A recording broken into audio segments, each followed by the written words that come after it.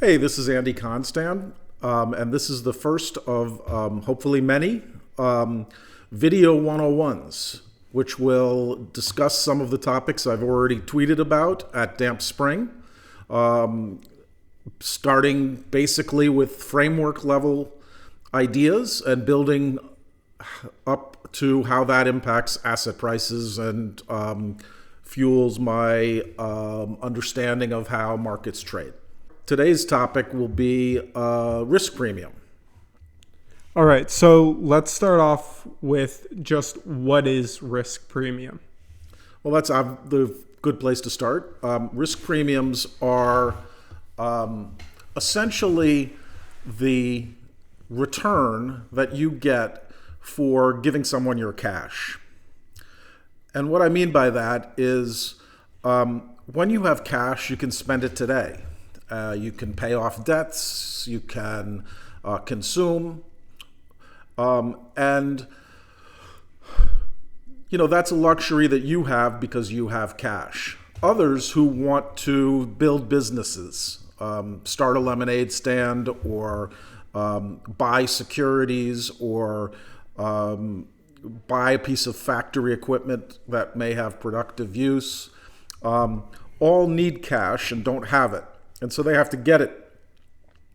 And so they have to offer you, the person with cash, a security. And that could be a bond or a stock or just about anything in which you now have something of value and they have your cash. So building on that basic idea is no one would give up cash for a negative expected return, because why would you do that? You have cash and you could have cash tomorrow versus something that you had a negative expected return tomorrow. You would hold on to your cash instead of giving it up.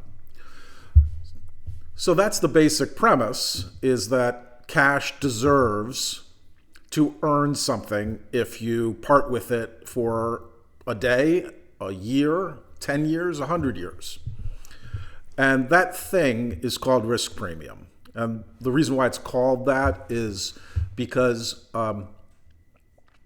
when you take something other than cash, you then, to get cash, you have to sell it in the marketplace or get paid back by the person who gave you the cash, or you gave the cash to. And each of those things subjects you to market risk. And so if you give somebody cash today and they give you a stock, tomorrow, if you want cash, you have to sell it, and that price could be lower or higher. And so that's the risk you're assuming. And for you to assume that risk, you would expect a positive return. In other words, if somebody said, I'm going to give me $1, and tomorrow I'm going to flip a coin and pay you your $1 back if you, pay you nothing if it comes up tails, and pay you $2 if it comes up heads. You're going to say, okay, my expected return is my $1 back, and I could have 0 and I could have $2. I'm not interested in that bet, and that's a rational thing to do.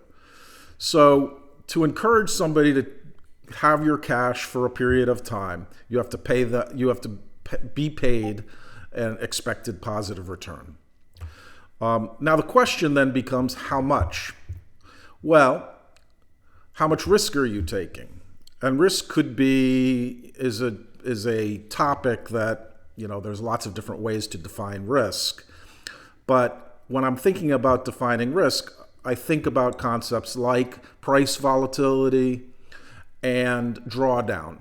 And there are ways to calculate what those expected returns look like, but that's not the important thing for this tutorial. What it is that you have risk, meaning you have an uncertain future return. So how is it that risk premium and interest rates are correlated or related? How does... Sure. So we can talk about bonds and whether bonds have a risk premium. A 30-year bond has price volatility, meaning if interest rates fall, it goes up. If interest rates rise, it goes down. And so if I'm going to part with my cash and buy a 30-year bond, I'm going to expect to have a positive return for that investment. And so it has a risk premium. It doesn't matter what the level of interest rates are. It matters that your assumption is that it has a positive expected return. Now, of course, bond prices can go up and down for many different reasons. They can go down because inflation gets higher, expectations for inflation get higher. They can go up because growth falls, expectations for growth falls. So there are lots of drivers, but when you add up all the possible outcomes, in order for you to give them cash, a bondholder cash for their bond, you have to expect they add to a positive expected return. And so every market, every asset, everything that somebody offers you for your cash has to have some form of risk premium. Now, there's some exceptions, and I won't go into that corner, but there are some exceptions to that. But broadly speaking, every asset has to have a risk premium. And then I think your next question is, well, how much expected return should you get for each of these various investments?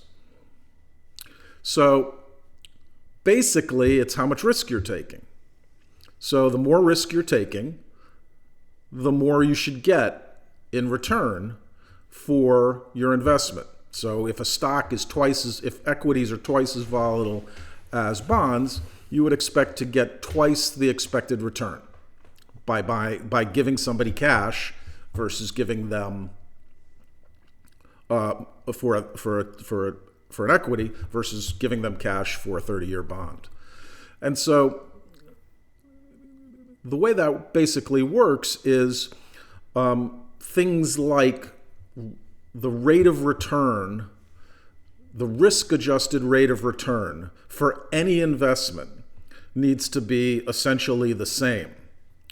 So before we leave that, I told you the expected return is twice as high for equities as it is for bonds, without, just based on expectations, because it's twice as volatile. That means the risk-adjusted returns are the same. And so let's just play that out a little bit and say, what would happen if equities had a higher expected return than twice bonds? Well, that would mean that they would have a superior risk-adjusted return,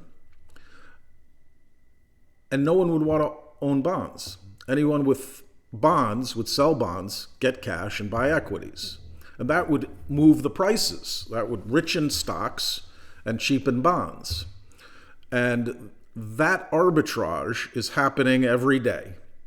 Now, lots of moving parts are occurring, but we have to assume that markets, whether it's over an instant or over some period of time, achieve an equilibrium price relative to each other, and their expected risk-adjusted returns are equal.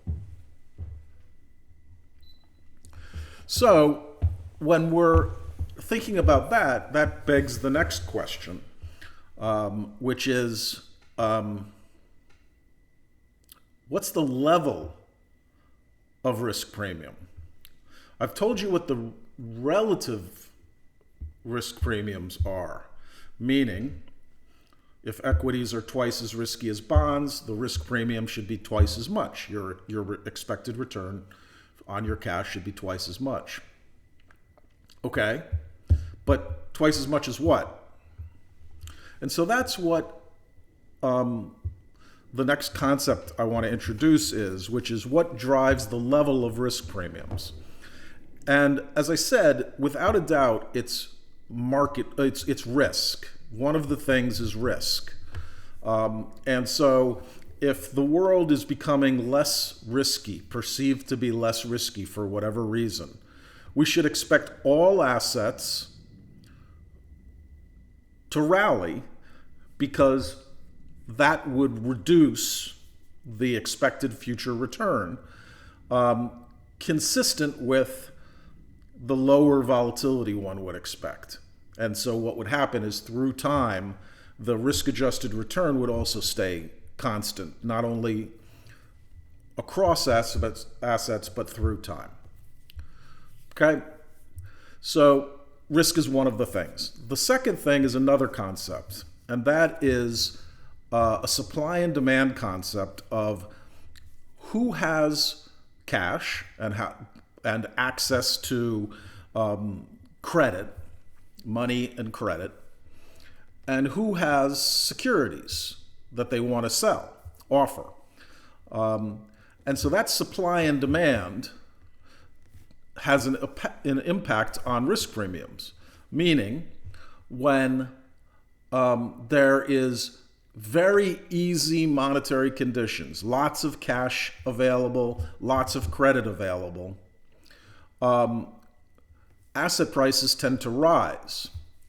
And similarly, if there are significant amounts of assets that people want to sell, governments, the Fed, and the soon-to-be quantitative tightening,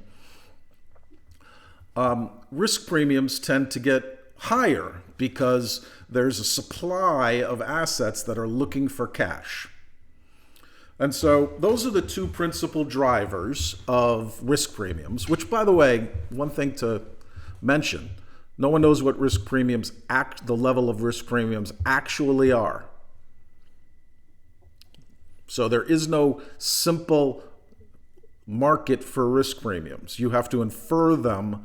And then what my work does is try to identify the forces that are either going to expand them or contract them. The reason being is if you know those forces, the level is less important, because what you want to do is when risk premiums are contracting, meaning the expected return is falling, you know that asset prices are rising. And so if you can anticipate a contraction in risk premiums, you can buy assets and earn an excess return. And so that's basically what risk premiums are. Are there other questions you can? Yeah, so I have a question. It's more of a micro question, but it's how do risk premiums affect stocks such as like Tesla when interest rates go up? I just checked, and Tesla has a multiple of, I think, 135 times. So as risk premium expands, does that multiple go down and draw down Tesla more than it might draw down a stock that has a 10 times multiple? Sure. So the multiple is not the thing, but it is, in fact, a direct inverse to risk premiums. So when risk premiums contract, literally, it's the inverse to PE. So when risk premiums contract, that means prices are going up and earnings are staying the same. And so when risk premiums contract, price-earnings ratios expand.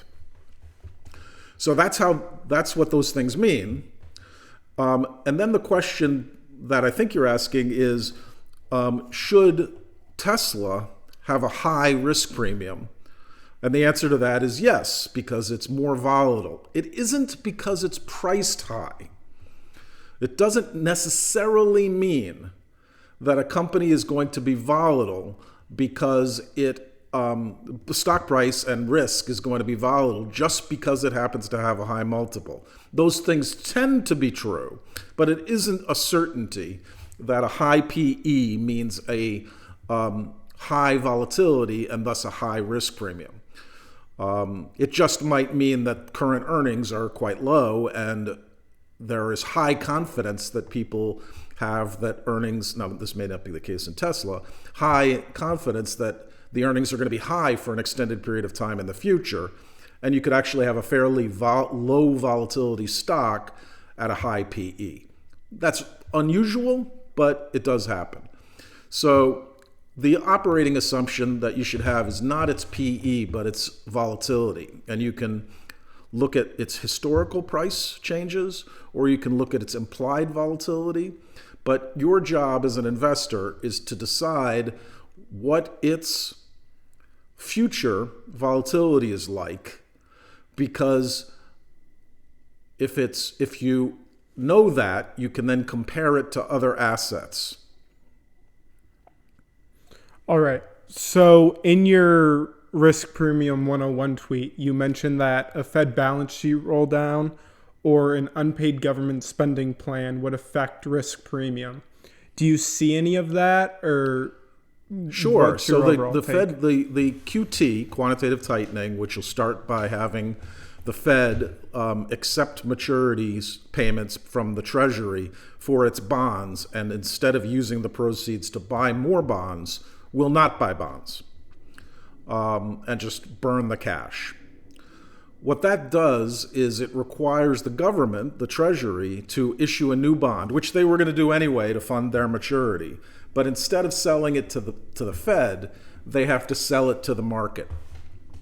And so now all of a sudden, all the market participants had what they wanted. They didn't want any more bonds. They didn't want any more stocks. They had what they owned and they were happy with it. And now all of a sudden, supply comes.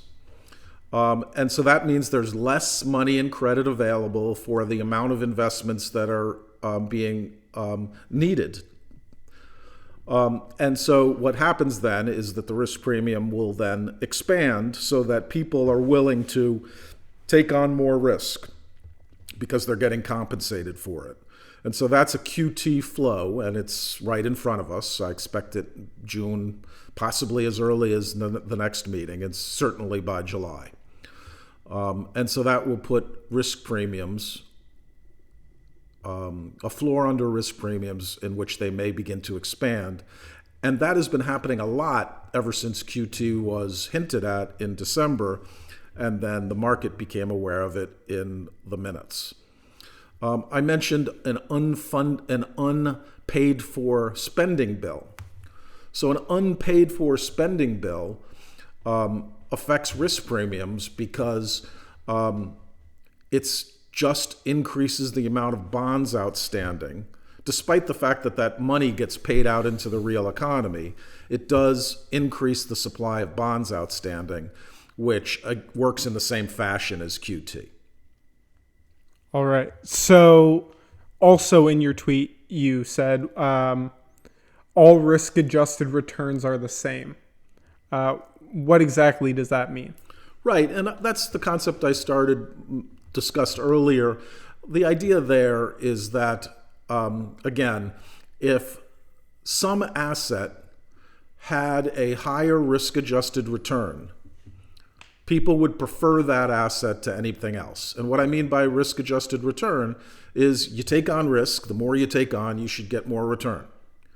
If you could take on less risk and get more return from one asset, you'd prefer that asset, and you'd take all your money out of the inferior asset and put it into the superior asset. And that would move the price. And the movement of the price would then erase all of the expected extra risk-adjusted return. And that's what's happening in the market all the time. Great, thanks. So now for the final question, unless you have more to add afterwards. How do risk premiums affect option prices? Do they come in the form of time decay? Like, where exactly is that factored in, if it is factored in at all? Right. So two ways. It's an interesting concept you mentioned, because whenever you talk about a derivative security, and whether that's a future or an option,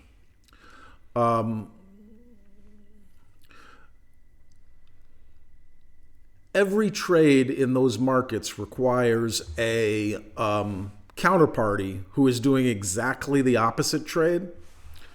And so conceptually, the risk premium that you receive for the option trade is zero. meaning you make a deal in the marketplace with a counterparty for a future or an option.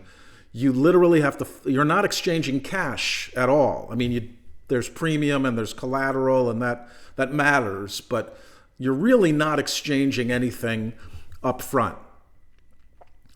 And you would think that calls and puts would, if you're buying them, meaning you really are paying money for the premium, that calls and puts would both have risk premiums. Well, that seems odd because they are betting in different directions.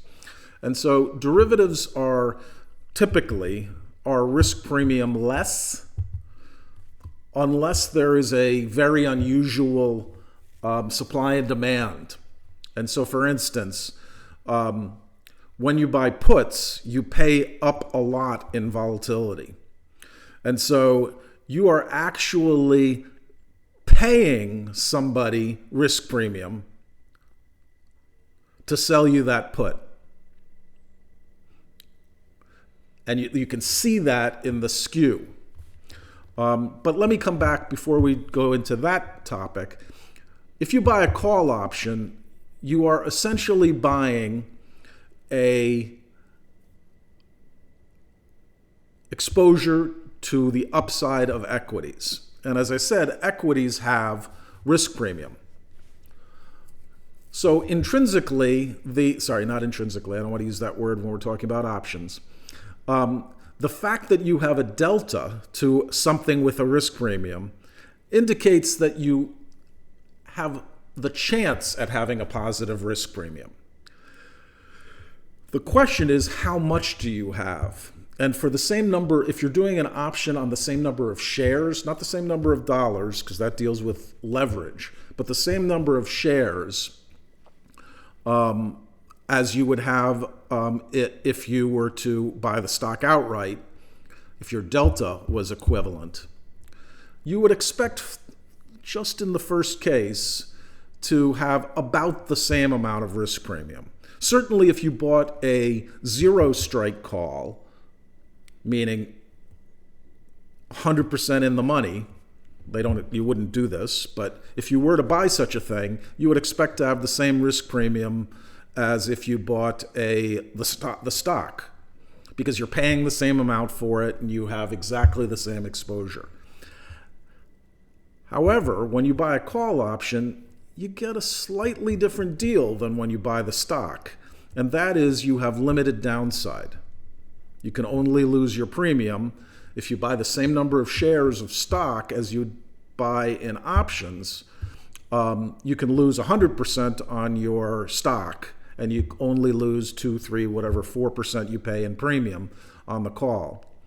And so that's a much better deal, and you need to pay for that.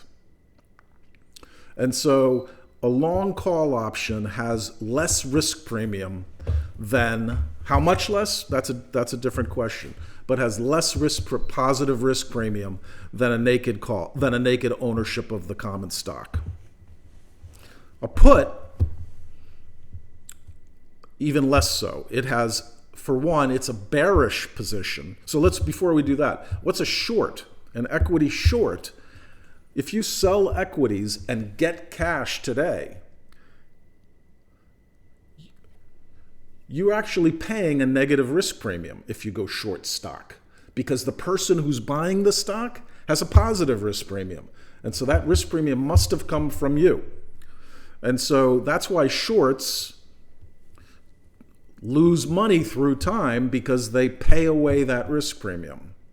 And so a put, which is a limited upside, limited worst case purchase that gets you short, starts with a negative risk premium as if you were short, and isn't quite as bad as that, because is even worse than that, because you already are paying a negative risk premium to be short, and a put allows you to have less risk than a naked short.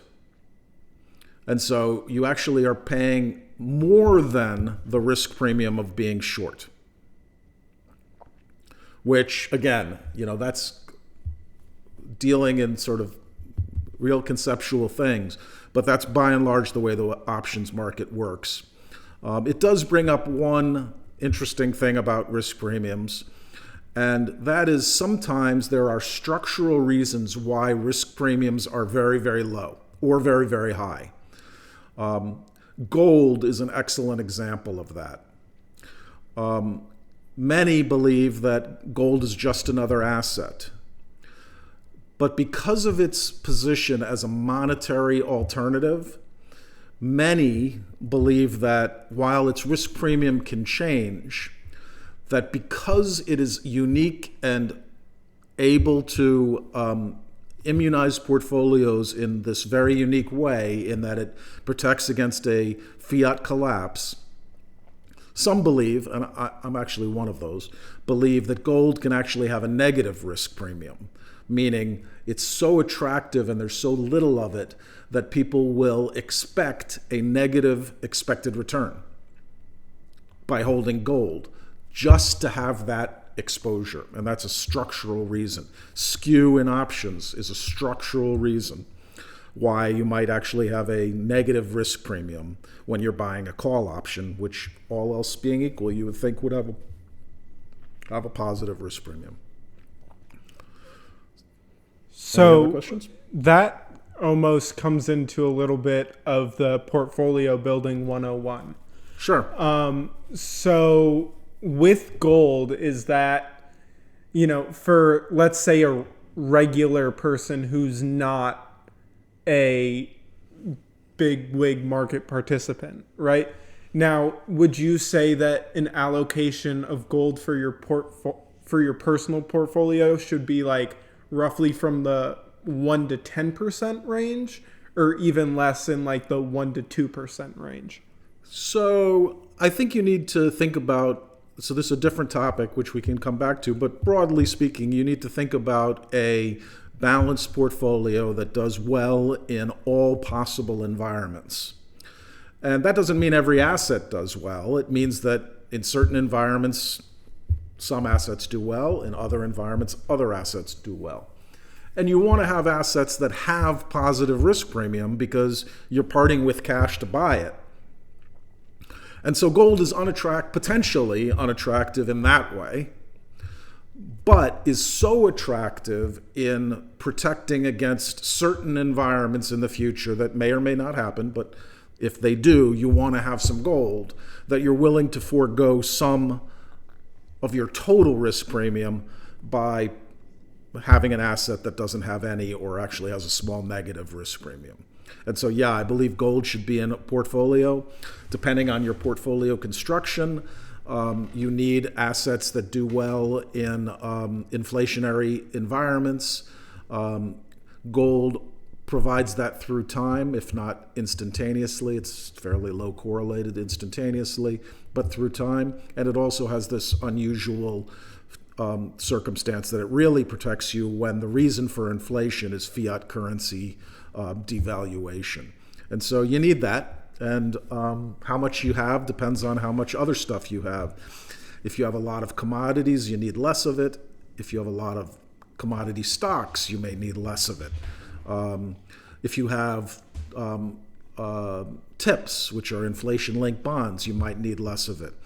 And so you have to judge the trade-offs, but I would say be diversified. And broadly speaking, anywhere above 10% seems a little bit high, and anything below 3% seems pretty low in terms of the ownership of gold. So we've talked outside of this podcast about paper gold versus physical gold. Is there a higher risk premium with paper gold than there is physical gold? Sure, because you don't actually have gold. Okay. And so you're taking risk of delivery of that gold. So if you have physical gold, you should pay a higher price than if you have paper gold. So this is just from my naivety. If you buy paper gold, is there a place where can you go to that place that's selling that paper gold and exchange it, or is that not? That's not doable. You have to get physical gold. You actually have to in most cases. Yeah. The various futures metal exchanges may have a delivery option. I'm actually not that familiar with it. But conceptually, you should assume that the transfer of gold to you, if you show up, is going to require first you convert the paper gold into US dollars or whatever the currency is, and then buy physical gold. And so that can break. Okay. Well, that's all the questions I have. Is there anything else you would like to add before we sign off? Nope. Thanks. Follow me at dampspring.com. My website is dampspring.com, and you can follow me at dampspring on Twitter.